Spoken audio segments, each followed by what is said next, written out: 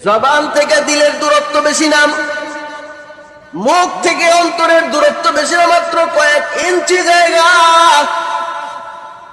মুখের এই কথাটা দিলে যদি বসানো যাইত, মুখের এই কথাটা যদি দিলে বসানো যাইত, এই কথা যদি বক্তার দিলে বসতো, শ্রোতার দিলে বসতো, 1 সেকেন্ডের নাই ভরসা। নিঃশ্বাসের কিন্তু বিশ্বাস নাই। এতটুক নিচে কলবে এই কথাটা বসাইতে পারলে ওই ব্যক্তির দ্বারা আল্লাহর হুকুমের খেয়ানত সম্ভব না। এই ব্যক্তির দ্বারা নামাজ ছাড়া সম্ভব না, এই ব্যক্তির দ্বারা বেপরদা হওয়া সম্ভব না, এই ব্যক্তির দ্বারা মাদকে আসক্ত হওয়া সম্ভব না, এই ব্যক্তি গুনাহের কোন মজলিসে যাওয়া সম্ভব না। যে কোনো সময় যে কোনো অবস্থায় মালাকুল মউত হাজির হয়ে যাইতে পারে। এটা দিলে বসানোর চেষ্টা করা, এই কথাটা দিলে বসানোর চেষ্টা করা।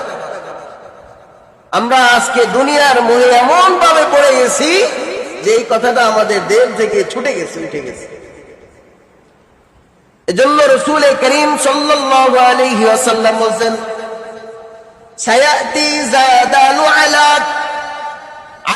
কুল্লি উম্মতি ইউহিব্বুনা খামসা ওয়া ইয়ানফা'না খামসা। নবীজি বলছে, অচিরেই এমন একটা জমানা আসতেছে, অচিরেই এমন একটা জমানা আসতেছে যে জমানার মানুষগুলো 5টা জিনিসকে মহব্বত করবে, 5 জিনিসকে ছেড়ে দিবে। 5 জিনিসকে মহব্বত করবে, 5 জিনিসকে ভুলে যাবে। এর মধ্যে 1 নম্বর নবীজি যেটা বলছেন, ইউহিব্বুনাদ দুনিয়া ওয়া ইয়ানফা'নাল আখিরাহ। 1 নম্বরে নবী যেটা বলছেন, অচিরেই এই মানুষগুলো দুনিয়াকে মহব্বত করবে, আখিরাতকে ভুলে যাবে।